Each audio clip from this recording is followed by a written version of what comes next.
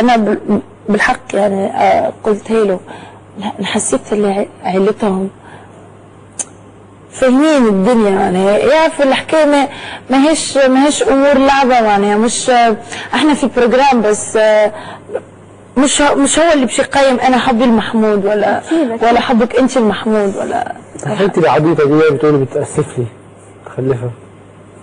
المهم رجع يا عبيطه حبيبي سوري والله يا شكري، تعرف احبك عارف والله انا وانت فيك يا حبيبتي والله حبيبي.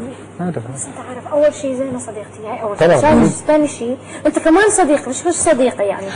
انا صراحه لو انا اصوت لك اكيد طبعا. اوكي فهاي. وثاني شيء لما وصلت لعندي بس كان عندها صوت واحد من نصيف بس. انا لو ما كانش لا ما كانش محمود قريب مني قوي كنت صوتت لزينة، يعني صراحة بحبها وبموت فيها بس محمود يعني نو واي ما صوتش. ايه ده؟ يعني تخيلوا مثلا اي واحد يطلع معكم مع رمضان اكيد رمضان. اي صح، فهمتي الموضوع؟ طبعا انه في ناس يا محمود يا لاوي اي حد تخيل انت محمود، بس شخص وحيد يعني انه لو طلعت انت يعني انا